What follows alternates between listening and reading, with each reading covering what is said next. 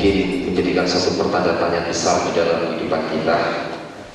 Mengapa kita memilih Kristen menjadi agama kita? Mengapa kita memilih Kristen menjadi agama kita? Ada banyak alasan dasar yang dibuat oleh manusia. Namun yang menjadi catatan yang perlu kita garis bawahi, bahwa agama Kristen sangat identik dengan pengikut Kristus.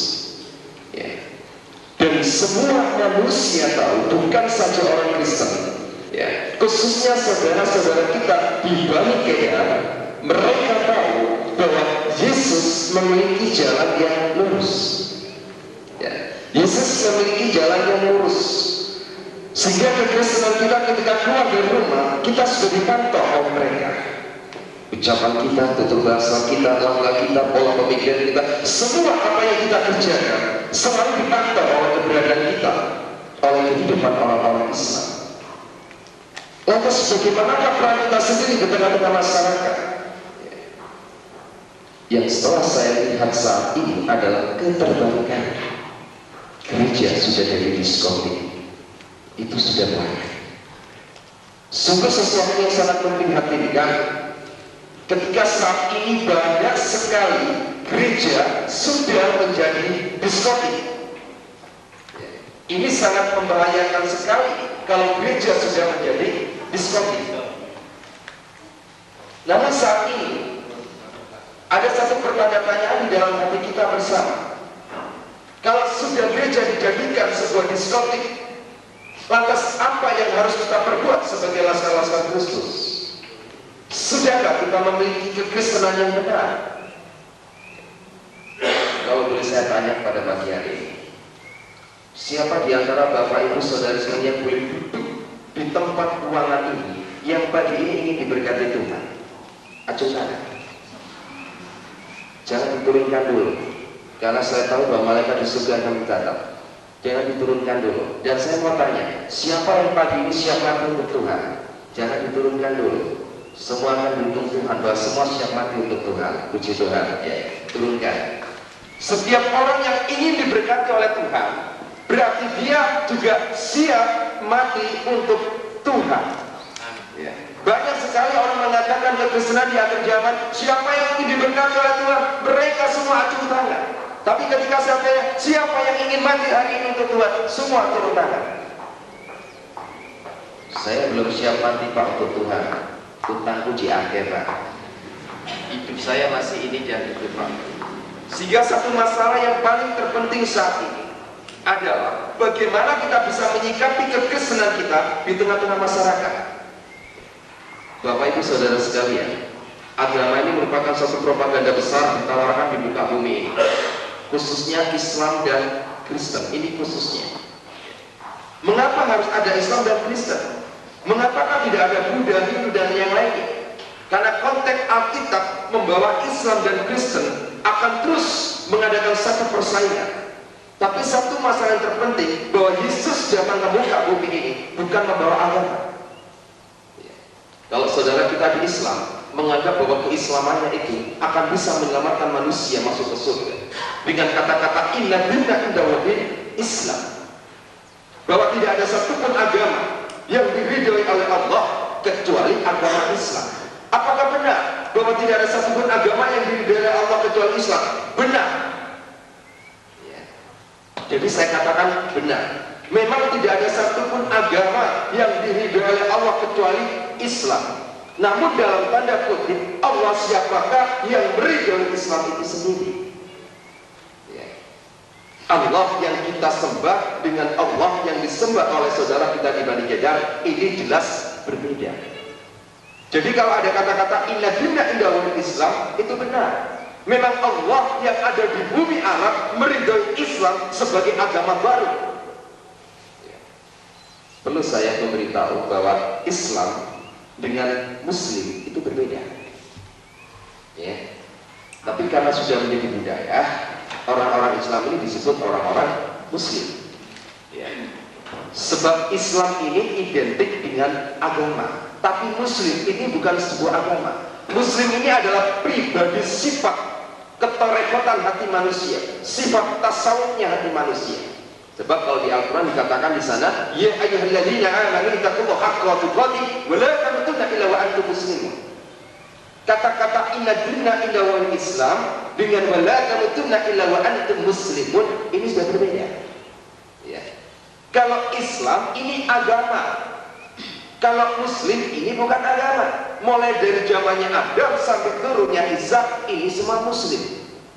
Orang-orang yang selalu taat dan tunduk kepada perintah firman Tuhan, ini disebut Muslim. Siapapun bisa menjadi Muslim. Muslim itu bukan agama. Cuma karena sudah jadi budaya bahasa, akhirnya Muslim ini disabotase masuk di dalam agama Islam. Padahal bahasa Muslim ini jelas. Al-Quran memberikan satu pemaparan dengan kata-kata wala tamutunna illa wa antum muslimun. Berbeda dengan kata-kata inna dinna indawahil Islam. Ini perbedaannya. Ada satu hal lagi. Kalau kita seringkali membuat satu tatanan bahasa, mengapa saudara-saudara kita menyebut nama Isa? Ya. Kalau Isa jadi Yesus, ini sangat-sangat berbentangan. Kalau Abraham jadi Ibrahim, mungkin tidak menjadi masalah. Tapi kalau Isa jadi Yesus, ini sangat bermasalah. Tapi ketika kita memahami, masuk di dalam pembelajaran Torekot ke dalamnya, di sini kita akan memahami apa yang disebut Isa. Ya. Isa ini bukan nama. Isa ini adalah gelar. Sehingga Isa itu disebut At-Tauhid. Satu-satunya. Sehingga nama yang terus dihadapkan dan ditulis oleh Al-Quran disebut Al-Masih Isa alaihi salam. Ya. Al-Masih tidak boleh ditaruh di belakangnya Isa, pasti ditaruh di depannya Isa. Al-Masih ini adalah orang yang diurapi Tuhan. Isa ini adalah At-Tauhid satu-satunya. Alaihi salam itu artinya pemberi penjamin keselamatan. Sehingga Isa itu dijuluki Nabi pembawa syafaat. Ya. Jadi kalau diringkes jadi satu, dia orang yang diurapi Tuhan dan satu-satunya penjamin keselamatan. Bukan salah satu. Satu-satunya penjamin keselamatan. Di Indonesia ini dipercaya oleh saudara-saudara kita di Bani Kedar, itu ada 25 para nabi dan rasul. Dan hanya ada 2 gelar nabi, yaitu Isa dengan Muhammad. Isa punya gelar AS, Muhammad punya gelar SAW. Nah, tapi sayang di Indonesia dari mulai zamannya Adam sampai turunnya Isa itu semua di belakangnya dikasih AS. Saya nggak mengerti bagaimana pola pemikiran di Indonesia. Saya nggak ngerti dia memakai paham yang bagaimana. Yang jelas gelar ini pengakuan seluruh umat Islam di dunia. 2 gelar ini hanya dimiliki 2 nabi.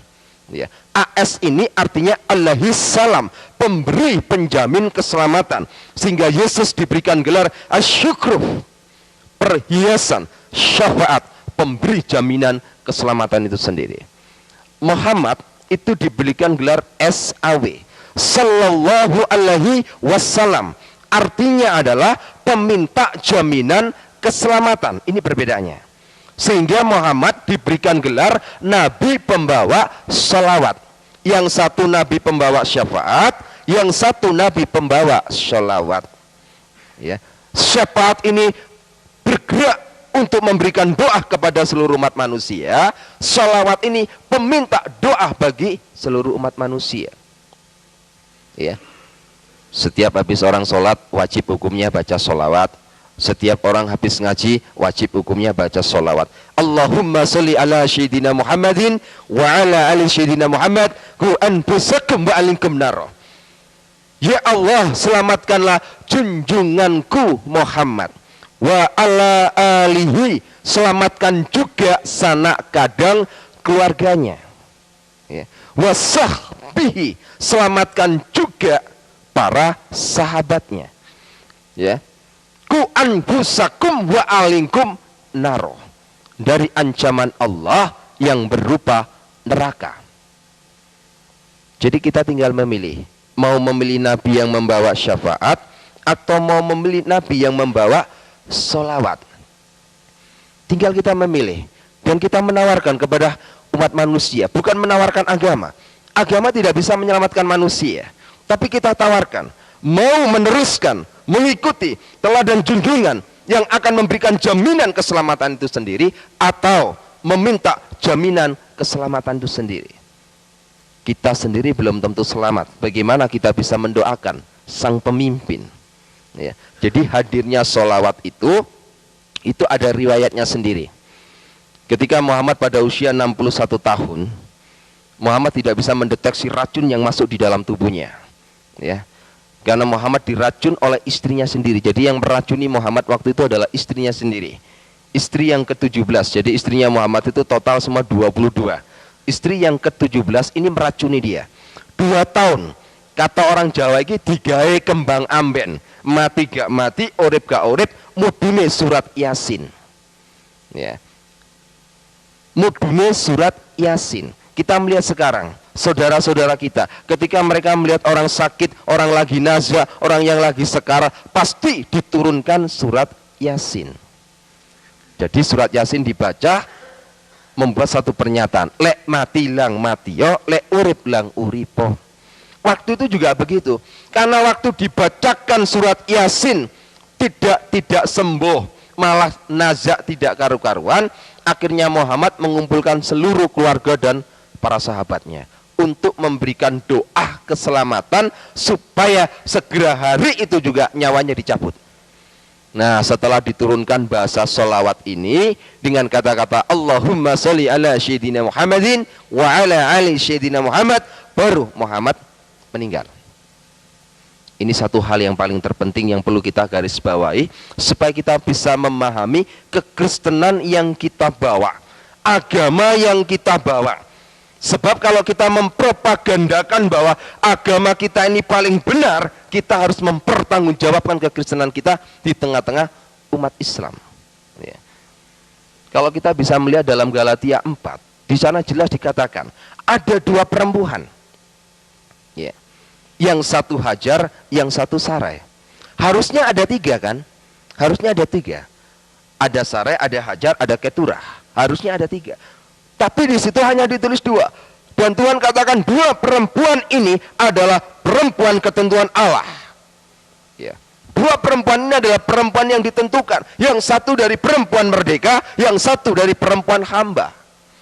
Kita ini adalah lahir dari perempuan-perempuan yang merdeka, bukan perempuan-perempuan hamba. Kita ini adalah anak-anak raja, tapi sanggupkah derajat anak raja itu kita pegang? Kita mengatakan bahwa kekristenan ini lebih baik dari agama orang lain. Kita akan uji. Kita akan uji mulai dari kita bangun pagi. Ketika adzan subuh dikumandangkan oleh mereka, yang menjadi pertanyaan kita, di manakah orang Kristen waktu ada adzan subuh? Tidur, kemulan selimut, ngorok. Bagaimana mungkin kalau kita mengatakan bahwa agama Kristen ini adalah agama yang lebih benar daripada agama Islam? Padahal ketika saudara kita di Bani Kedar mengumandangkan suara adzan subuh, orang-orang Kristen lagi tidur, tapi ngomong agama jarene luwe api.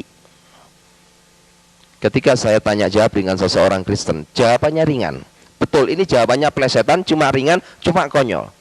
Dia bilang, saya ibaratkan Pak, wong Kristen niki majikan, anake raja niku lak majikan.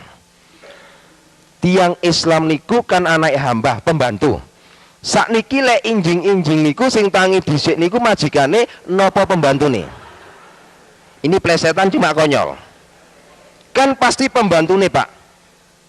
Nggih masak rumuyin, resik-resik muyin. Majikan niku kajenge tangi injing, tangi awan, tangi sore kan mboten masalah. Napa gunane Pak bayar pembantu? Kan pembantu niku kedu tangi rumiyin. Saya jawab, baik. Kalau gitu ingatlah bahwa kata-katamu akan ditulis di dalam Alkitab. Mangke tenggonin roko niku bek anake raja.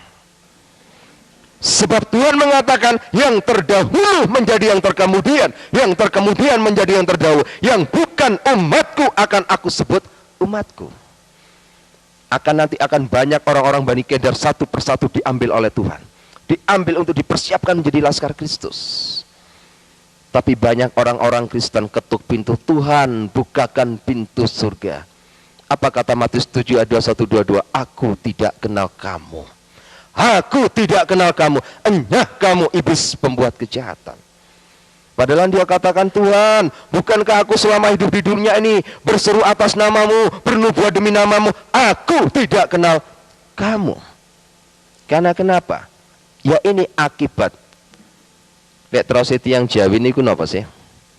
Lele nduk, lek tangi aja kedisian petik kluruk ya.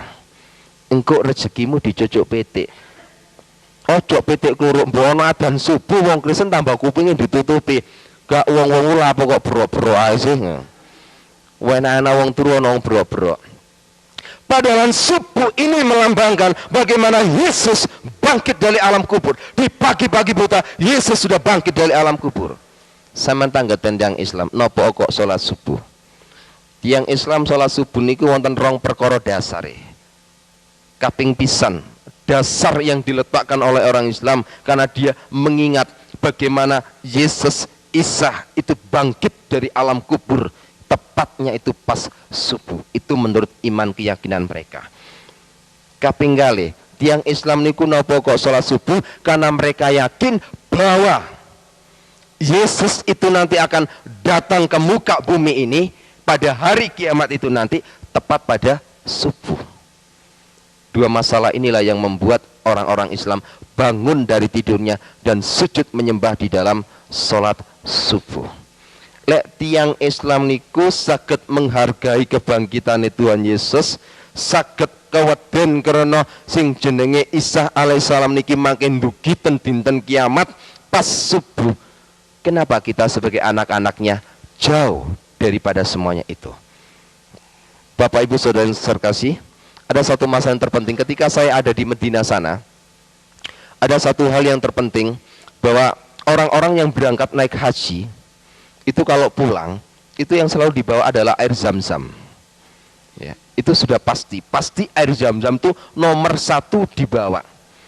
Lek jenengan ziarah ten gone tanggi sing wangsul niki mulai kaji niku sing dipadosi pertama kali banyu zam-zam. Namun yang menjadi permasalahan saat ini, adakah kebenaran di balik air zam-zam ini? Ya. Mereka memburu air zam-zam. Dan Masjid Sunan Ampel niku air zam-zam satu botol aqua itu dijual 12.500. Itu pun dioplos dengan air sumur Sunan Ampel. Begitu mahalnya mereka mengeluarkan uang puluhan juta masuk ke Medina untuk membeli air zam-zam. Tapi betulkah bahwa air zam-zam ini ada? Ini yang menjadi permasalahannya. Betulkah bahwa air zam-zam ini ada? Ya. Ketika kita melihat sebuah sumur di sana, sumur itu ditulis dengan tatanan basah alif, lam, mim. Alif itu Allah, lam itu air, mim itu kehidupan. Dipercaya bahwa sumur ini mengeluarkan sumber air kehidupan. Menungso niku sing dinteni niku banyu. Banyu niku wonten lambange ten nggone Gusti Yesus. Orang Buddha itu yang dinantikan juga Yesus. Tanya ke orang Buddha. Di dalam kitab Weda 268, di sana dikatakan bahwa seluruh umat Buddha menantikan Buddha terakhir. Saudara kita Bani Kedar juga menantikan Yesus. Di dalam surat As-Sukrub 61 jelas di sana dikatakan, wa innahu la ilmu lisya'ati fala tamtaruna wattabi'uni hadza siratal mustaqim. Sesungguhnya Isa hakiman adilah, dia akan menjadi hakim yang adil. Ya, itu ada dalam surat As-Sukrub 61. Menjadi hakim yang adil. Fala tamtaruna wattabi'uni hadza siratal mustaqim. Apa kata Isa di sana? Ikut aku. Aku ini jalan yang lurus. Jadi Al-Quran sudah memberikan gambaran bahwa Al-Quran memerintahkan kepada seluruh umat manusia untuk ikut Isa. Belum pernah ada satupun ayat yang mengatakan bahwa Muhammad ngomong ikutlah aku ini jalan yang lurus. Itu belum pernah ada. Tapi hanya ada satu kata, ikut aku, kata Isa. sebab aku ini jalan yang lurus. Ya. Seringkali saudara kita dalam sholat wajib, seringkali dia yang membacakan pasti surat Fatihah. Dalam ayat yang ke-6 seringkali dibaca dengan kata-kata ihdinas siratal mustaqim. Ya Allah, tunjukkan aku jalan yang lurus. Bagaimana cara kita bisa menginjil? Kita bawa Alkitab. Ini baca Yohanes, Tuhan Yesus ngomong aku jalan kebenaran dan kehidupan. Tidak masuk. Dia akan tertawa, propaganda katanya. Al-Quran bertanya, Al-Quran juga harus memberikan jawaban. Karena kenapa? 75% Al-Quran, seluruh yang ada dalam Al-Quran, 75% sumbernya diambil dari Alkitab. Seluruh yang ditulis di dalam Al-Quran tentang Yesus, tidak ada satupun kesalahan. Tidak ada satupun. Jadi jangan kira Al-Quran itu sebenarnya hanya terjadi kesalahpahaman. Contoh kecil, kalau kita melihat acara Idul Adha, menurut Islam yang disembelih itu adalah Ismail. Menurut orang Kristen yang disembelih ada Iska. Kalau saya sudah lagi bicara bau masakan gini, perut saya keroncongan malian. Ya. Tapi benarkah ini? Coba tanyakan ke saudara-saudara kita di Bani Kedar. Ya, saudara kita di Bani Kedar tuh kalau lagi bicara, itu pasti yang ditanya hanya satu, endi dalile. Nah, bapak-bapak itu juga tanya begitu. Endi dalile nang Al-Qur'an lek sing dibeleh iku Ismail. Dudukno dalile, dudukno ayate, dudukno kitabe. Tidak ada satupun ayat yang menyampaikan bahwa yang disembelih itu adalah Ismail. Nggak ada satupun ayat. Ya, justru yang disembelih oleh Ibrahim menurut Al-Quran adalah Iska, walaupun nanti pada akhirnya diganti domba. Jadi Al-Quran tidak pernah ngomong Ismail. Di dalam kitab suci Al-Quran yang diomongkan, yang disembelih itu bukan Ismail. Ada banyak contoh kecil orang Islam tidak percaya kepada penyaliban. Bagaimana mungkin? Tidak ada satupun ayat Al-Quran yang tidak mengakui bahwa Yesus itu tidak disalib. Al-Quran mengakui mulai dari kelahiran, keselamatannya, dari penyaliban sampai dibangkitkan hidup kembali. Rabbana atina fid dunya hasanah wa fil akhirati hasanah wa qina adzabannar. Kalau kita melihat di dalam surat Maryam 33, kalau saya terjemahkan dalam bahasa Indonesia, jelas di sana dikatakan, selamatlah ketika aku dilahirkan, kata Isa. Selamatlah ketika aku mati. Selamat pula ketika aku dibangkitkan hidup kembali. Dan pada ayat 34 jelas di sana dikatakan, Isa fa innahu rakhulullah kalimatu. Isa selalu mengatakan perkataan yang benar, yang mereka selalu berbantahkan kebenaran itu. Dan dia adalah rohnya Allah itu sendiri. Dan dia adalah kalimatuhu nurjana. Dia adalah firman yang hidup dan cahaya surgawi. Itu Isa. Jadi orang Islam ini mengapa kok sama orang Kristen? Kita mulai kembali pada Alkitab dulu. Diawali dari Kejadian 16. Tuhan sudah memberikan satu penulisannya, bagaimanapun juga nanti hadirnya dari Bani Hasyim menurunkan Bani Kedar yang diturunkan dari Ismail disikapi dengan satu bahasa. Dia seperti keledai liar. Sekarang kita balik, sanggupkah orang Kristen ini jadi pawang-pawangnya keledai liar? Bukan lihat keledai liar malah lari, malah takut. Banyak orang Kristen lihat keledai liar malah takut. Tidak usah takut. Bagaimanapun kita harus mempunyai kemampuan dan dibimbing oleh Roh Kudus untuk menjadi pawangnya keledai liar, supaya kita bisa menjinakkan keledai itu. Ya, ini yang harus kita garis bawahi.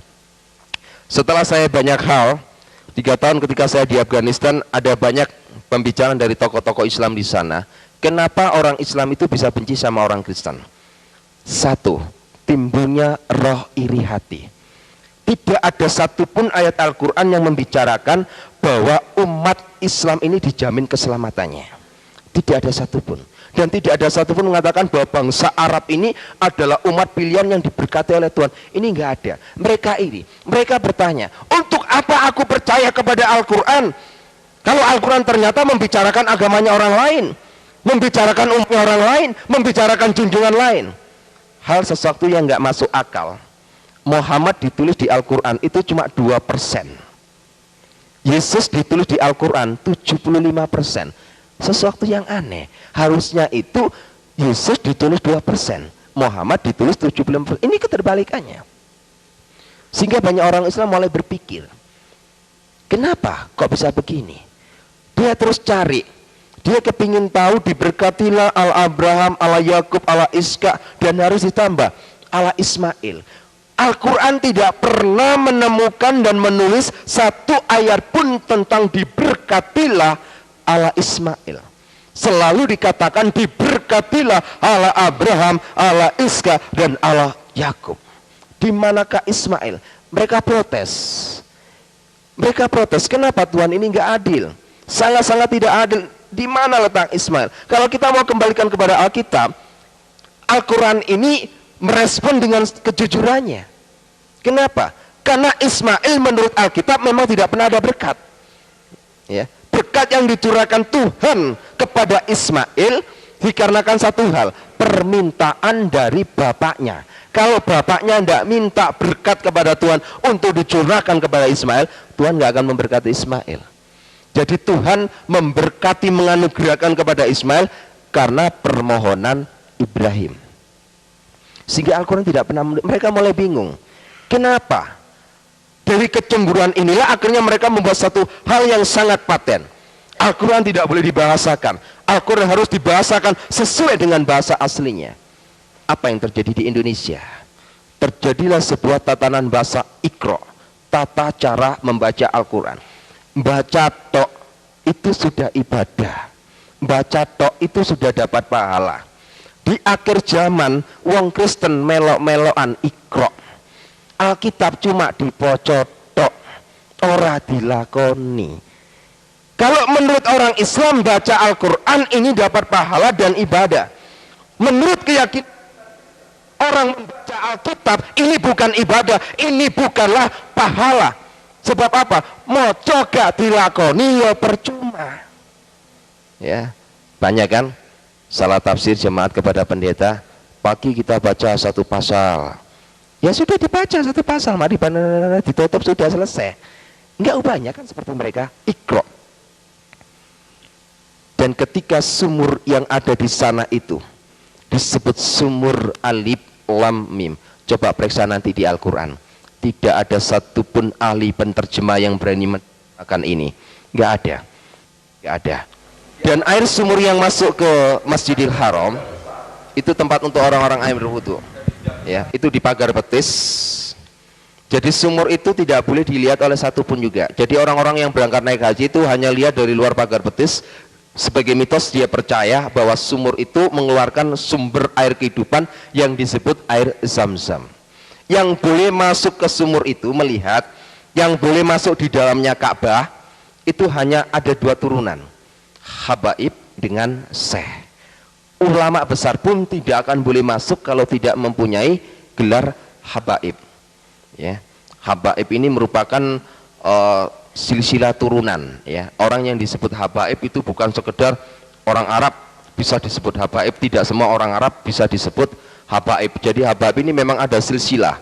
Orang kalau berani memberikan nama Habaib berarti orang itu pasti mempunyai faktor keturunan dari Muhammad itu sendiri, disebut Habaib.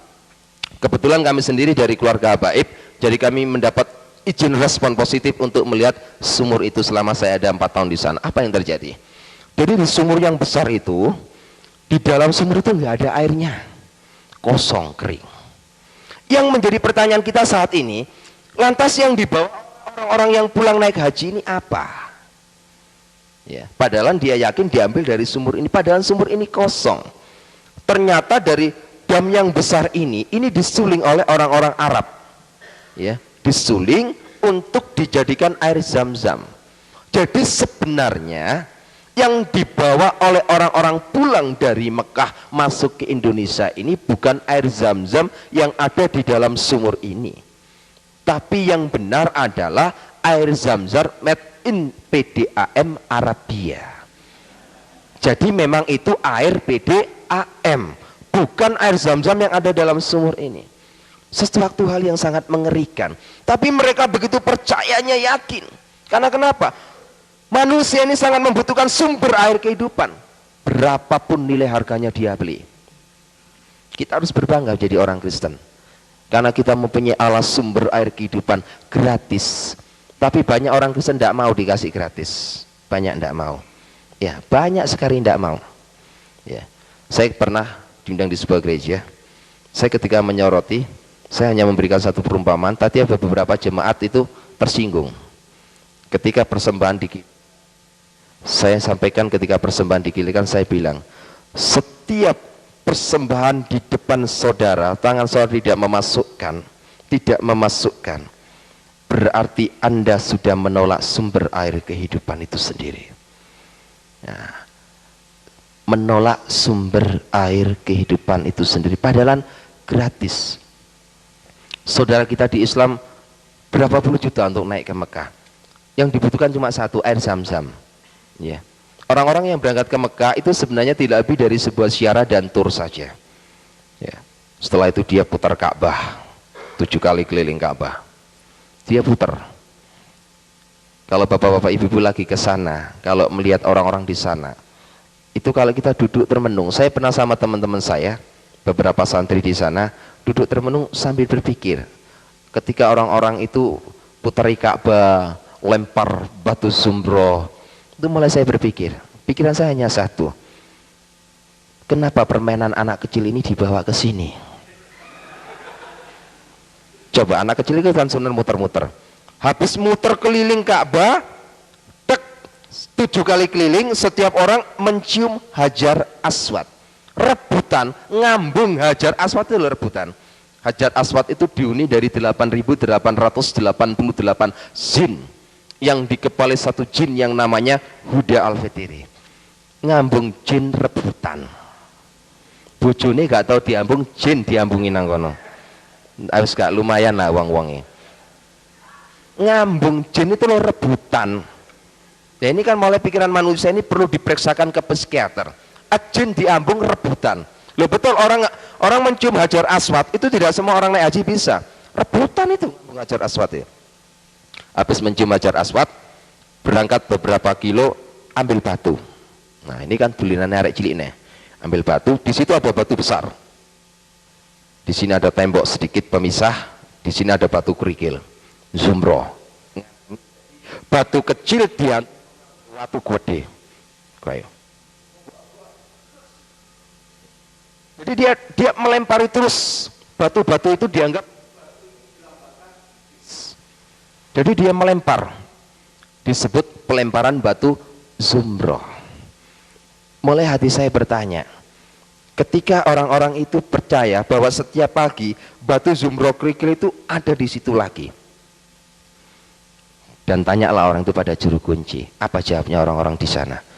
Batu zumbro niki mudhun swarga. Saya mulai berpikir, mosok Gusti Allah ku ngurusi kerikil tutuk swarga. Coba kita berpikir, swarga iki lho apa nggone kerikil? Mosok Gusti Allah iki gak duwe kerikil nang bumi, cek adohe ngedokno kerikil tutuk.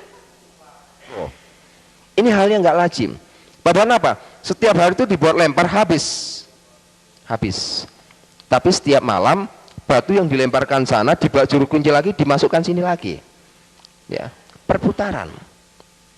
Dan orang-orang yang naik haji ke sana itu saya mulai berpikir, kenapa ya mereka kok begitu ya? Sampai-sampai di sana itu banyak orang yang menghadap kepada makamnya Nabi Muhammad itu banyak.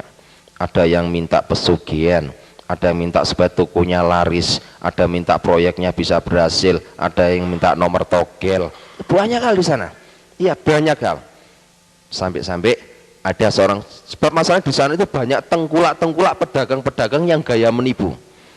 Orang Indonesia ini kan mudah dibodohi. Kejelekannya orang Indonesia ini percaya pada mitos yang over berlebihan. Tasbih, orang Arab tuh nggak kenal sama tasbih. Di Masjidil Haram tuh nggak ada orang sholat pakai tasbih, itu nggak ada. Adanya di Asia Tenggara khususnya Indonesia. Jadi tasbih itu diambil dari Indonesia, dibeli oleh orang-orang Arab dari Arab, dibeli lagi sama orang-orang Indonesia. Kan bingung nggak? Wong-wong ki bingung. Tasbih ini digawe puter-puteran. Tapi dia yakin, dia nggak peduli tasbih ini dari mana saja, asal tersentuh dengan tanah suci Mekah, dia yakin ada kekuatan di sana. Nah inilah satu hal mulai saya bertanya dalam hidup saya.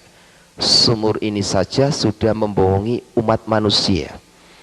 Tapi satu hal, ada rasa iba dan prihatin. Mengapa saudara-saudara kita ini yang saat ini membutuhkan air kehidupan, kita yang memegang air kehidupan, kenapa kita tidak memberikannya? Mereka saat ini haus. Ya, apa yang ditulis, yang diramal oleh kitab Nabi Amos, Tuhan katakan jelas di sana. Pada akhir zaman nanti itu Tuhan akan menurunkan kelaparan dan kehausan, tapi bukan kelaparan dan kehausan akan makanan minuman, tapi kelaparan dan kehausan akan firman Tuhan. Saat ini saudara kita di Bani Kedah itu lapar dan haus. Kitalah sebagai pemegang kunci. Jangan takut. Jangan takut. Orang Bani Kedah itu nggak perlu ditakuti, nggak usah takut. Waktu mati ya sudah mati, nggak masalah. Ya. Nggak usah takut kita jadi orang Kristen. Kita mati hari ini pun tidak masalah. Tuhan sudah sediakan rumah di surga. Asal ojo ninggali utang dhisik nang donya, ninggali utang payah, tagih nang akhirat nanti. Bapak Ibu Saudara yang terkasih, satu hal yang ada di Mekah sana tidak pernah merubah hidup saya untuk menjadi orang Kristen, tidak. Ya, saya memang mulai ada rasa kesyakan, tapi bukan berarti saya kepingin melirik agama Kristen untuk menjadi pilihan agama saya, tidak juga. Sebab di mata hati saya tetap menganggap bahwa Kristen itu adalah agama kafir, mentuhankan manusia, mentuhankan seorang nabi, Tuhan kok punya anak, berbagai banyak hal. Sehingga mulai saya menyelidiki, untuk melihat Yesus sebagai Tuhan tidak bisa melalui sekolah teologi. Saya nggak percaya, sangat-sangat nggak percaya kalau sekolah teologi bisa membuktikan bahwa Yesus itu Tuhan. Saya pun tidak percaya kalau sekolah teologi bisa membedah Allah Trinitas. Mulai zaman kecil saya sampai sekarang, perdebatan Allah Trinitas terus terjadi. Karena kenapa? Terlalu banyak teori. Kekristenan kita ini hanya ada satu, memiliki Roh Kristus. Kita punya talenta, punya karunia, apa saja kalau hati kita nggak ada Roh Kristus, itu namanya pembohong. Apapun yang kita perbuat, Roh Kudus akan bekerja. Ketika saya diundang oleh Ki Haji Mansuri di Pondok Pesantren Al-Fatah di Pasuruan pada tanggal 11 November waktu itu, pertemuan membahas Allah Trinitas. Banyak orang teologi mengatakan itu kayak matahari, kayak rokok, kayak apalagi, banyak perumpamaan Allah Trinitas, semua difatalkan. Saya hanya katakan, subhanallah, Allah Trinitas adalah Allah Trinitas, tidak bisa disamakan dengan satupun. Allah yang saya sembah adalah Allah yang esa. Allah yang saya sembah, Allah yang tidak bisa dilihat.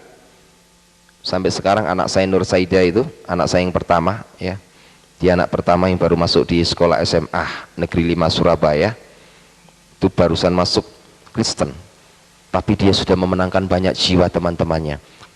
Dia sudah dibentuk menjadi laskar yang begitu kokoh. Ketika anak saya didatangi oleh teman-temannya Islam di SMA, dia tanya, kebetulan di ruang tamu ada sebuah poster gambarnya Tuhan Yesus. Anak-anak saya ditanya oleh teman-temannya, ini adalah jebakan, berhati-hatilah.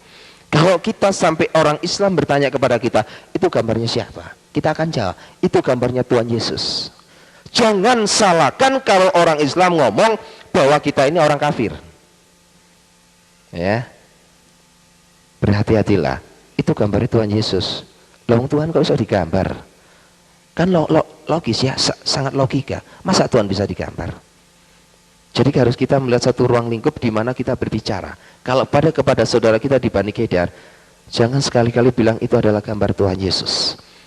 Tapi sampaikan, berdasarkan dalam surat Al-Anas ayat 2 dan 3, ia adalah Malikinas.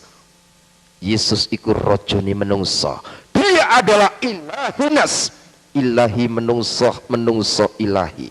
Yesus adalah ilahi manusia, dia adalah manusia ilahi. Yang digambar, yang dilukis ini adalah manusia adanya, tapi dia adalah ilahi itu sendiri. Disebut ilahinas, ilahi manusia, manusia ilahi. Orang Islam gak akan bisa jawab. Tapi kalau kita tetap ngotot iki gambari Tuhan, dia tetap akan memprotes kita. wong Tuhan kok iso digambar. Lah lek Tuhan iku digambar, wong Kristen iku kafir. Masa bisa Tuhan digambar? Tuhan itu sesuatu sinar, cahaya yang nggak mampu ditelaah oleh mata manusia. Bagaimana mungkin bisa digambar? Jadi yang digambar ini adalah ilahin nas. Dia adalah Isa innahu, dia adalah Rasulullah itu sendiri, dan dia adalah Khalimatuhu, dia adalah firman yang hidup. Ini satu hal yang menjadikan satu perbentangan hidup saya. Ketika saya habis dari Medina di Afghanistan, saya keluar, saya dipersiapkan untuk menjadi laskar jihad. Ya, sebelum saya menjadi laskar jihad, saya benar-benar dibentuk. Waktu itu ada di Ambon, ya, saya bersama Ustadz Japar waktu itu. Karena laskar jihad ini merupakan sebuah laskar yang memang dipersiapkan betul untuk menghadapi kelompok-kelompok orang-orang Kristen. Terus lahirlah EPI itu sendiri. Pada saat itu Jawa Timur masih kosong, masih belum ada gerakan orang EPI sama sekali. Belum ada orang gerakan EPI sama sekali, sehingga Habib Rizki waktu itu memanggil saya. Saya disampaikan bahwa seluruh Dewan Pengurus yang ada di EPI meminta saya untuk memimpin menjabat EPI di Jawa Timur.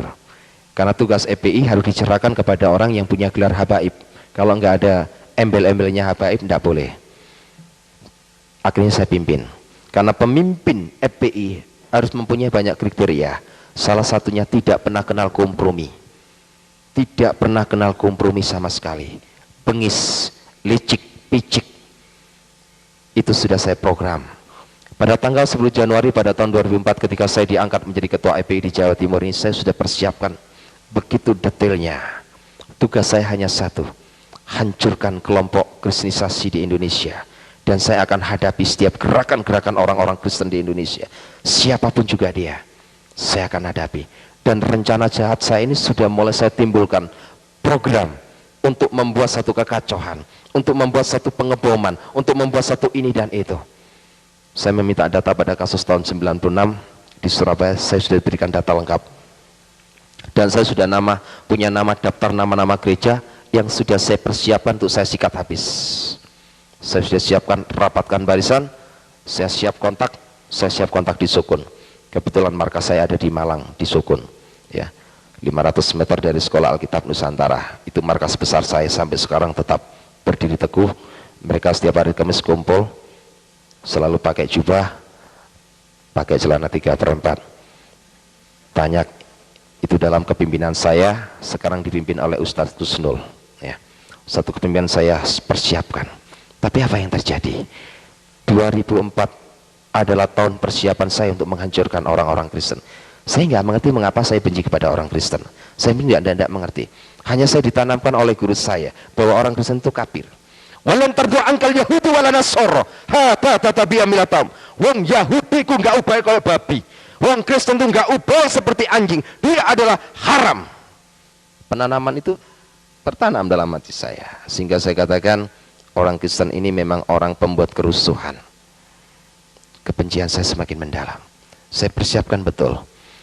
Nah, kebetulan saya sendiri terlibat dalam Dewan Pengurus sebagai penasihat paguyuban paranormal. Nah, waktu itu Ki Joko Bodo sempat ngebel saya, Habib, boleh nggak saya meminta sesuatu untuk mendampingi saya untuk melacak golekan kencono bersama beberapa teman paranormal. Akhirnya saya iakan, ya. Memang saya secara pribadi mengenal dunia gaib itu bukan belajar dari turunan. Jadi saya usia 4 tahun itu saya sudah bisa melihat, oh di situ itu ada ini dan itu. Sehingga ketika LaTV membuka satu peran tim pemburu hantu, kami terlibat di dalamnya untuk menjadi tim pemburu hantu di sana, ya. Mungkin yang sering kali lihat LaTV tidak akan asing karena rambut saya waktu itu masih panjang, ya. Tapi sekarang seringkali di siaran tayang, di siaran tunda ulang terus itu terjadi di LaTV. Saya nggak tahu apa motivasinya, tapi saya biarkan aja. Saya merasa juga nggak dirugikan dalam hal itu. Satu masalah yang sangat terpenting waktu itu, tepat pada tanggal 29 Maret, saya bersama rekan-rekan untuk mengambil golekan kencono itu, ya. Apa yang terjadi? Rata-rata orang yang bisa mengambil itu kan ada satu kekuatan yang disebut ilmu rogo sukmo, jadi melepaskan rogoh dari sukmanya ini, keluar, masuk ke alam lain. Pada tanggal 29 Maret itulah pertemuan saya pertama kali dengan Yesus. Saya ambil, terus saya lacak, saya baca segala bentuk cara. Saya nggak menemukan apa-apa. Di belakang saya ini ada yang pegang pundak saya. Assalamualaikum Mahrus. Suara itu sangat menggema. Dan saya yakin suara itu tidak pernah saya rasakan selama saya mengenal dunia jin. Ya, ketika tangan itu menyentuh pundak saya, ada sebuah power yang masuk. Saya ini seringkali mengislamkan jin, karena selama hidup saya punya 182 jin yang saya islamkan, yang menjadi santri saya. Jadi ngajinya sama saya. Nah, itu. Jadi saya itu senang mengislamkan jin. Lebih-lebih kalau pikiran saya sudah sumpek di dunia, saya masuk ke alam jin. Karena alam jin itu cantik-cantik, beda dengan Gondoruo. Ya, kalau Gondoruo itu tidak ada yang cantik, semua jelek-jelek. Ya, kalau jin itu orangnya di sana itu memang cantik-cantik. Sehingga orang-orang dari paranormal kalau sudah masuk ke alam jin, banyak kan, paranormal itu banyak menikah dengan bangsa halus, itu banyak menikah dengan jin. Paranormal yang pikirannya sudah EQ-nya sudah jongkok sampai menikah dengan Gondoruo pun juga sering terjadi. Ya, padahal bersentuhan saja saya rasanya juga bagaimana kan, sebab Gondoruo itu dari jarak radiasi jauh gitu baunya sudah tercium. Jadi Gondoruo itu baunya arus amis gitu. Makanya di desa-desa kan kadangkala ada suaminya meninggalkan istrinya, terus ada yang datang persis suaminya, ya kan? Nah, Gondoruo itu pintar mendo-mendo jadi orang lain, tapi dia nggak bisa merubah kakinya. Jadi mulai wajah sampai kaki ini bisa. Jadi lutut ini sampai ke bawah tetap kakinya Gondoruo. Jadi dia hanya bisa merubah dari sini sampai ke atas, dia bisa merubah. Ini seringkali kejadian, ya, seringkali kejadian. Ada banyak memang ya. Saya seringkali ditanyakan oleh orang Kristen, Pak, apakah betul Nyi Loro Kidul itu ada? Saya jawab betul. 1 bulan saya 2 kali, karena saya ada ikatan perjanjian darah dengan Nyi Loro Kidul. Jadi Nyi Loro Kidul itu bukan mitos, bukan cerita dongeng rakyat, bukan. Nyi Loro Kidul itu memang betul-betul ada. Saya yang jadi saksinya. Saya melihatnya sendiri, saya melihat kerajaannya sendiri, semuanya itu ada. Karena itulah kekuatan iblis. Ya, setan itu semuanya bisa berubah-berubah dalam segala hal. Ya, segala bentuk kekuatan apapun itu ada. Ya, sampai orang-orang paranormal ada yang menjual selendangnya Gondoruo, ya, banyak. Itu asli dari sana memangnya. Sampai jual tuyul. Zaman saya dahulu tuyul itu dijual 5 juta. Sekarang tuyul itu sampai 10 sampai 20 juta, tergantung kesaktiannya. Kalau yang betul-betul ekspor impor, tuyul itu sampai 30 juta per biji. Ya. Betul ini, tuyul itu mahal, ya, betul, tuyul itu mahal, ya, per ekor itu bisa sampai 30 juta, kalau kesaktiannya itu bisa menembus dari 3 dimensi, itu sampai 30 juta, jadi tuyul itu juga punya ilmu. Kalau yang paling murah itu 10 juta, paling murah, ya, paling murah, biasanya kalau paling murah itu yang jadi korban istrinya, ya, istrinya itu tubuhnya enggak pernah bisa gemuk, kurus saja. Karena kenapa? Tuyul ini sering ngempeng, kata orang Jawa itu ngempeng, ya, ngempeng ke istrinya, ya, berhati-hatilah, ya. Jadi kalau ada orang kurus perempuan, berhati-hatilah, jangan sampai ngingut tuyul, ya, jangan sampai, ini bahaya, ya, ini sesuatu yang bahaya. Bapak-bapak, ibu, saudara sekalian, satu hal yang sangat perlu kita garis bawahi. Setelah Tuhan memberikan satu hal kepada saya toleh ke belakang, dia menyodorkan tangannya. Inikah yang kamu cari?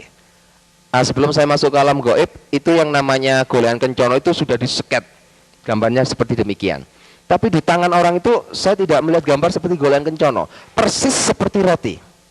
Ya, saya mulai berpikir, bukan itu yang saya cari. Dia tetap ngomong, ambil ini. Dia tetap ngotot. Saya hanya melihat tangan waktu itu, tangan dan suara. Tangannya ini penuh dengan sinar yang saya tidak bisa lukiskan. Saya tidak bisa menerima itu. Karena saya nggak bisa menerima, waktu habis. Orang Rogo Sukmo ini ada sebuah waktu. Kalau waktunya habis, dia tidak kembali ke tubuh jasadnya, ini tubuhnya akan hancur. Jadi saya kembali lagi, omong punya omong. Nah, waktu itu Ki Joko Bodo tanya pada saya, Habib, kira-kira sudah bisa deteksi? Sudah. Saya cerita kepada Ki Joko Bodo, apa yang terjadi? Paranormal itu berbeda dengan ustadz.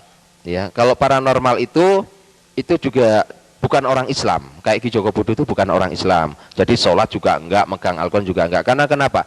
Rata-rata kalau asli paranormal itu tidak percaya pada surga dan neraka. Termasuk Ki Joko Budo, Ki Gendeng Pamungkas. Itu termasuk orang-orang yang tidak percaya kepada surga dan neraka. Tapi aneh, ketika saya sampaikan kepada Ki Joko Budo menyampaikan kepada saya, Habib, apa yang Habib lihat itu tadi, itu adalah lambang swarga. Ya, ini saya terjemahkan karena beliau kalau ngomong sama saya bahasa Jawa. Habib, sing jenengan tinggal niku mau sakjane wujude swarga. Saya mulai berpikir, orang yang tidak percaya kepada surga dan neraka, dia bisa membuat pernyataan bahwa itu adalah wujud, widatul wujud dari Nurjana itu sendiri. Terus saya bilang, tolong deteksi, ya, deteksi tangan siapa yang menyentuh saya. Bukan apa-apa, sekedar bahasa orang yang lagi putus asa. Saya mau balik lagi ke jasad saya. Akhirnya dalam hati saya waktu itu mulai baca Subhanallah.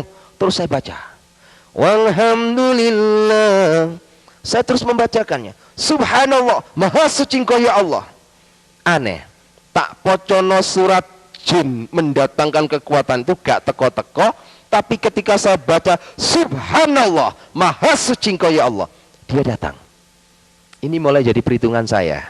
Di pojokno surat jin gak teko, di pojokno maha suci datang.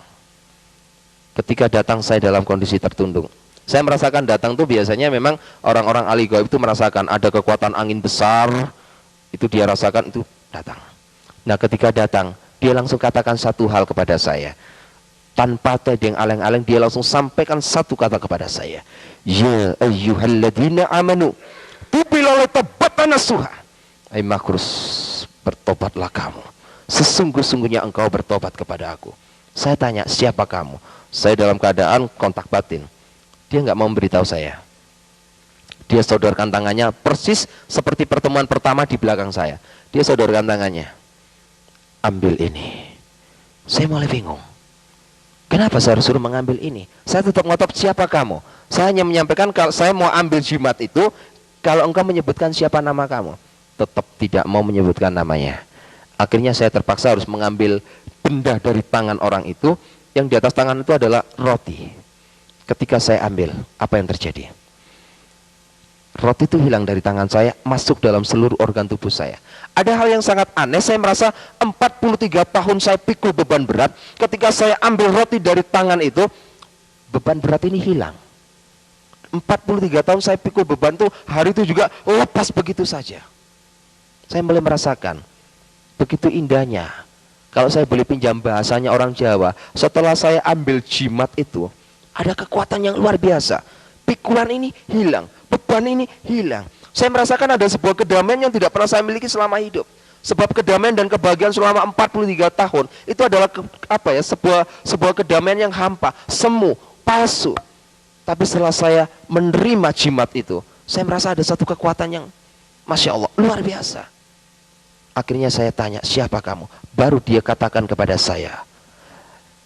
Dia katakan begitu indahnya dengan tegas seperti yang saya sampaikan tadi. Isa fa innahu, aku yang selalu mengatakan perkataan yang benar kepada kamu. Roh Allah, aku adalah roh Allah itu sendiri. Wa khalimatu, aku adalah firman yang hidup. Saya tersujud tersungkur kepadanya. Dia dekati saya masih ingat waktu itu. Dia dekati saya, dia katakan pada saya, aku akan utus kamu seperti domba di tengah-tengah serigala. Ada satu hal yang membuat saya marah. Saya mempunyai satu sifat pribadi yang jelek. Kalau saya lagi marah sama orang, saya langsung tatap wajah orang itu. Tidak peduli siapapun juga dia. Dan ketika orang itu ngomong pada saya, aku utus kamu seperti anak domba di tengah-tengah serigala, saya marah. Marah saya itu begini. Orang ini seperti balas dendam kepada saya. Mungkin selama hidup saya jahat kepada umatnya. Dia balas dendam. Buktinya apa? Buktinya dia pura-pura datang kepada saya diutus seperti anak domba di tengah-tengah serigala. Coba jenengan saged pikiraken, lek ono anake wedhus ditekek nangoni tengah-tengah serigala, niku pasti mati. Pikiran saya waktu itu juga gitu. Ini berarti balas dendam. Orang ini mau membunuh saya. Maksud saya itu jangan dijadikan saya sebagai anak domba. jadikan saya sebagai harimau, serigala, ataupun apapun yang saya siap hadapi serigala. Maksud saya itu begitu. Tetap dia katakan, aku mengutus kamu seperti anak domba di tengah-tengah serigala. Saya katakan, Tuhan, hati saya ini keras, Tuhan. Tapi Tuhan katakan dalam Yeskiel 36 ayat 26 jelas di sana kata, aku akan memberikan roh yang baru kepadamu. Aku akan memberikan hati yang baru kepadamu. Hati yang taat. Dan menjauhkan kamu dari hati yang keras. Saya mulai adem ayam, marah hati saya. Mulai saya berpikir, terima kasih Tuhan. Saya mulai berpikir lagi, apa yang harus aku lakukan untuk menjalani sebuah kehidupan ini. Saya mulai berpikir, kita memang harus seperti anak domba. Anak domba di tengah-tengah serigala. Kita persiapkan hidup kita untuk menjadi laskar-laskar Kristus. Sehingga apa yang menjadi kejahatan saya, yang sudah saya program pada tahun 2004, Tuhan fatalkan. Akhirnya saya mau ambil keputusan, ikut Yesus. Apa yang terjadi? Saya tidak bisa diterima oleh istri sama 5 anak saya. Saya mulai datang door to door dari gereja ke gereja, meminta pandangan pendapat dari pendeta-pendeta. Setiap gereja yang saya masuki, isinya hanya satu, syudon. Tidak ada satupun gereja yang nggak syudon kepada saya. Nggak ada yang gereja kusnudon sama saya. Semuanya itu syudon. Ya. Satu pencurigaan yang berkelebihan. Nggak mungkin ada orang EPI bertobat. Ini pura-pura mau menghancurkan orang Kristen dengan cara begini. Hati kecil saya mulai berbicara. Lek menghancurkan orang Kristen saya nggak perlu berpura-pura. Langsung saya datangi walaupun di siang bolong. Itu sifat saya. Saya bukan seseorang yang harus mendatangi orang di malam hari. Siang bolong pun tidak perlu Anda datang di tempat saya. Saya yang akan datang di tempat Anda. Jadi hati saya waktu itu menangis. Berangkat kemana-mana ditolak. Pulang di rumah istri saya cemberut saja. Coba bisa kita bayangkan. Suami teko pegel-pegel, bojo cemberut. Isine mangkel. Saya doa sama Tuhan. Tuhan Yesus, kalau engkau memang memanggil hambamu menjadi hamba yang benar, nyatakan kuasamu Tuhan. Aku tidak perlu mendoakan oknum-oknum pendeta yang menolak aku. Biarlah itu adalah hakmu Tuhan. Tapi aku berdoa untuk istri sama 5 anakku. Nyatakan, kalau engkau memang memanggil aku, nyatakan kuasamu, engkau akan memanggil istri sama 5 anakku. Tuhan buktikan. Walaupun saya terus datang pada istri sama, akhirnya istri dan anak-anak saya bisa terima Yesus. Walaupun melalui proses yang begitu panjang. Akhirnya saya tawari dibaptis, baptis saya, istri sama 2 anak saya berangkat dibaptis. Ketika saya pulang dari baptisan, apa yang terjadi? Pikiran istri saya, orang habis dibaptis itu ada damai, ada berkat, ada begini. Namanya orang masih awam. Apa yang terjadi? Rumah sudah hancur. Dihancurkan oleh orang-orang EPI. 3 anak saya masih kecil-kecil itu sampai dempis di lemari. BRT sama RW tidak bisa berbuat apa-apa. Karena pasukan FPI hampir 2 truk turun lapangan. Rumah saya diobrak-abrik. Saya berlutut di hadapan Tuhan. Hampir 3 bulan saya mengalami peperangan. Setiap pagi saya harus kerja bakti. Sebab di depan rumah itu dibuang kotoran manusia. Setiap pagi saya bersama istri anak-anak saya kerja bakti. Terima kasih Tuhan. Akhirnya keluarga besar saya dari Bangkir memberikan 1 delden. Hari ini engkau keluar dari rumah itu tanpa membawa apa. Atau kamu kembali kepada habitatmu. Kalau tidak, out, keluar. Tepat jam 11 malam. Tidak ada negosiasi lagi. Saya bersama istri sama 5 anak saya keluar dari rumah Tanah Merah dengan sebuah tangisan. Tuhan, inikah jawabanmu? Saya nangis. Akhirnya saya dihadang oleh beberapa hamba Tuhan. Malam itu juga saya langsung ditaruh di sebuah rumah. Banyak hamba-hamba Tuhan menawarkan saya, Bapak berangkat dulu saja supaya lebih aman Pak. Ada yang sembunyi dulu Pak, lebih aman Pak. Saya berdoa pada Tuhan, Tuhan kemana engkau taruh aku Tuhan? Apa kata Tuhan? Kamu jangan kemana-mana Markus, tetap di Surabaya. Sebab akulah Tuhanmu. Akulah Tuhanmu. Tidak sehelai rambut pun akan jatuh dari tubuhmu. Tidak aku kehendaki. Saya buktikan itu.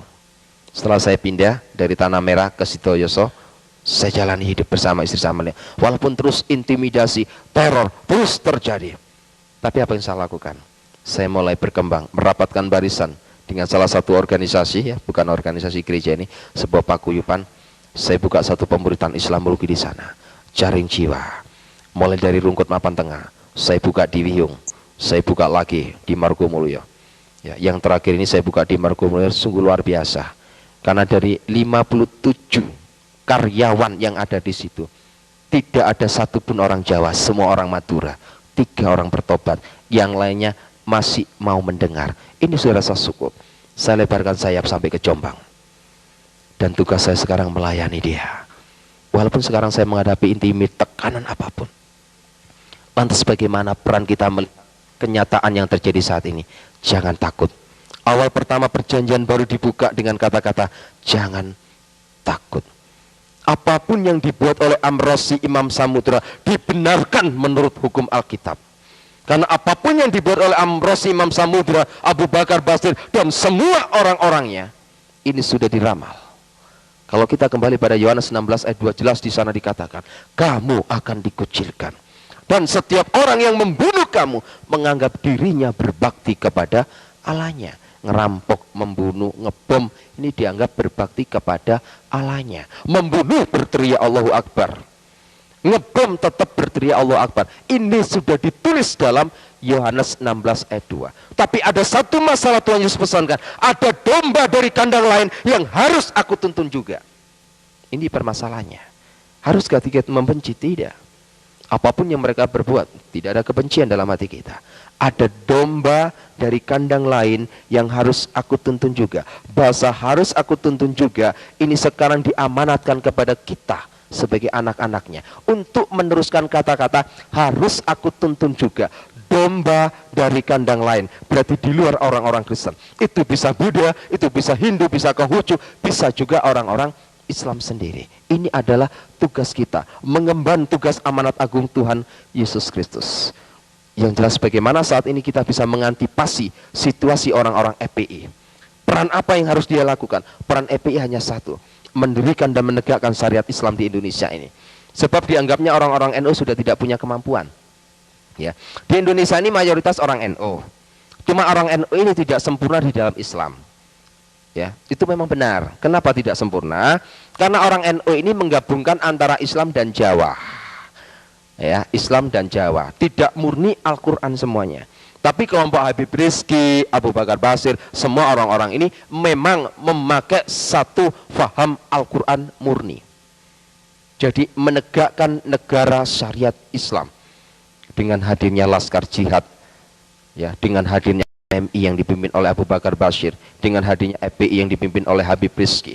Itu belum organisasi-organisasi lain yang terhitung, ya, yang terhitung pada tanggal 23 Desember tahun 2006 kemarin, ada sekitar 8 organisasi Islam di Indonesia merapatkan barisan, menyatukan misi dan visi mereka.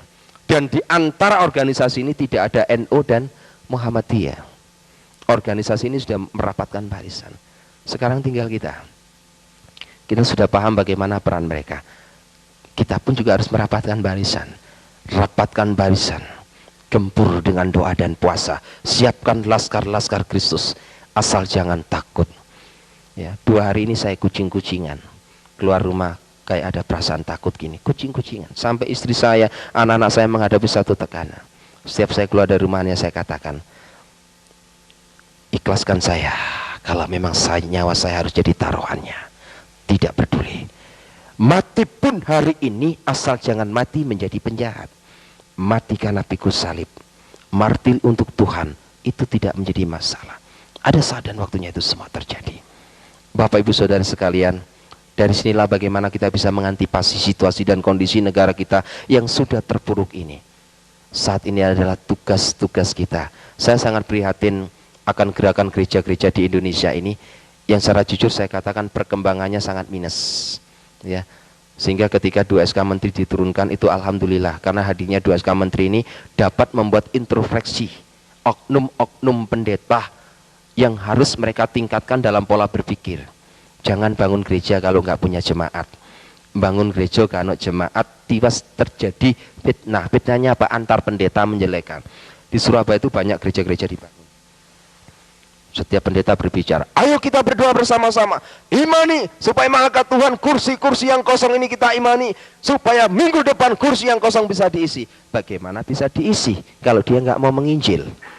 Gak bisa diisi. Jemaatnya orang lain masuk. Putar aja kayak sirkulasi. Loh, katanya gereja Tuhan sudah mulai bangkit, ya. Banyak pendeta dari luar negeri menubuatkan, oh, gerakan Kristus sudah mulai hadir di Indonesia. Bisa hadir kalau kita siap menerima, mengemban amanat agung Tuhan Yesus. Loh, gereja itu kayak perputaran. Maaf kata, memang tidak ada. Maka tadi saya katakan gereja itu kayak diskotik sekarang. Saya rindu gereja itu dijadikan laboratorium, menggodok manusia-manusia yang hidup dalam dosa. Tapi enggak, gereja-gereja sekarang di Surabaya sudah jadi diskotik semuanya. Hampir, ya. Kenapa saya katakan jadi diskotik? Coba lihat, saudara kita Bani Kedar, lihat. Katakanlah ada seorang wanita muslimat, lihat. Delon iki wong wedok Kristen, iku apa nang gereja apa nang diskotik? Ya. Pakai rok sekian. Kadanglah udolnya sampai ketok kayak wong penyanyi India. Ini satu pengalaman bagi saya.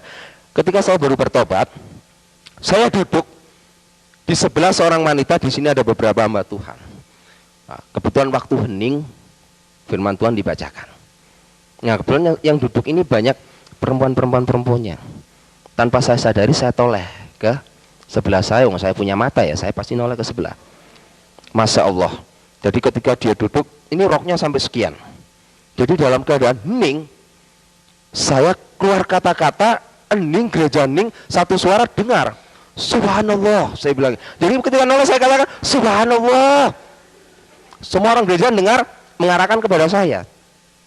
Yang namanya Pak Nason di sebelah saya tanya, Pak, ada apa Pak? Anda ada apa Pak gitu. Tidak ada apa-apa, tapi mata saya masih ngelirik lagi. Nah inilah, saya katakan, banyak kaum Hawa sudah menjadikan gereja jadi diskotik. Tuhan tidak membutuhkan baju mahal, harga 10.000 pun tidak masalah. Yang penting sopan, ngadep pangeran, ngadep Gusti Allah, kudu sopan, tertib, dan ada aturan.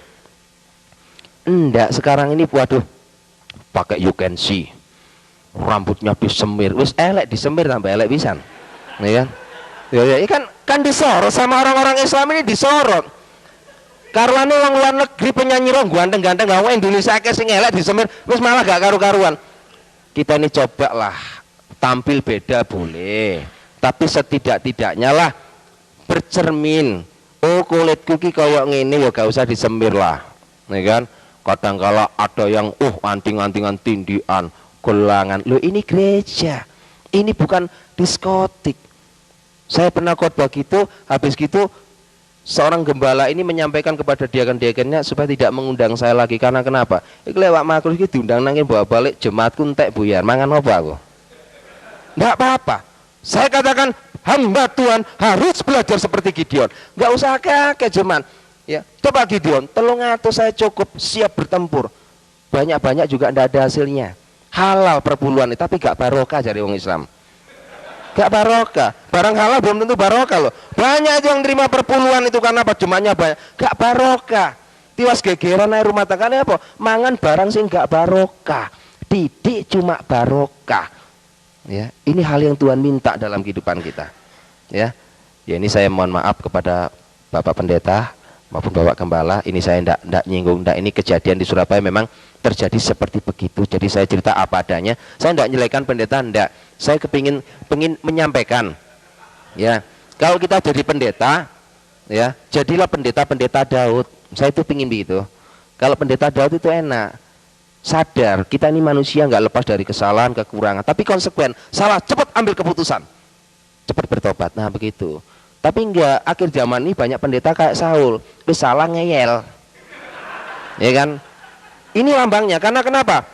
Kaken pendeta gak ditakbisno, gak diurapi Tuhan atas kemauan manusia. Makanya saya bilang, kalau mau ngangkat pendeta, tolong dipikir dulu. Ya, jangan seringkali mengangkat. Kan sekarang ini banyak orang suka angkat-angkat pendeta. Diangkat pendeta. Jangan, ngangkat pendeta itu harus melalui satu kriteria yang betul-betul disaring murni. Akhirnya kenapa? Ditakbiskan berdasarkan kemauan manusia. Hasilnya jadi pendeta Saul. Sekarang banyak. Pokoknya 1 pendeta Daud, 10 pendeta Saul di gereja itu. Ini terjadi. Akhirnya apa? Jemaatnya mulai imannya rapuh. Karena apa? Ucapan pendeta ini hanya untuk akal-akalan dan pendeta.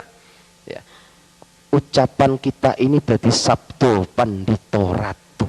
apapun yang keluar dari kehidupan kita akan menjadi kenyataan. Karena kenapa? Yang kita tunggu itu nanti berdasarkan ilmunya orang Jawa.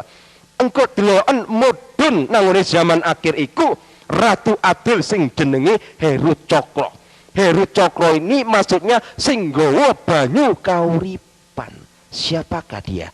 Dia adalah Yesus itu sendiri. Kita harus ambil satu keputusan. Apapun yang terjadi, kita ambil satu keputusan. Merubah semua paradigma pola pikiran kita untuk menjadi orang Kristen yang benar. Ya, orang Islam melihat Yesus ini jalan yang lurus, berarti pengikutnya harus jalannya yang lurus. Lek ana wong Kristen mlakune bengkok-bengkok, berarti itu bukan pengikut Kristus. Iki lho KTP ku agama Kristen. Berarti aku pengikuti Kristus. Oh, Kristus iku dalane lurus, berarti mlakuku lurus. Lek ana wong mlakune bengkok-bengkok, tolong KTP-nya nanti siang diterawang lagi begini. Kalau perlu tanyakan ke Pak Camat, betulkah agama saya Kristen, Pak? Oh iya benar. Kalau gitu saya ini pengikut Kristus. Apapun yang aku lakukan, hatiku, pikiranku, perasaanku harus juga terdapat di dalam Kristus Yesus. Ya. Satu pesan saya, jangan takut mati. Ya. Karena semua yang hadir di sini tadi sudah acung tangan, wis dicatat karo malaikat nang kono. Wis kuwabe acung tangan berarti siap mati. Jangan sesalkan. Ya. Coba lihat yang ada di Adam R, enggak ono sing acung tangan mati ndisiki. Mayat pun tidak ditemukan. Banyak pendeta, banyak anak-anak Tuhan itu durung ngacung tangan, wis mati dhisik. Wallahu alam. Kenapa Tuhan membuat begitu? Hanya Tuhan yang tahu.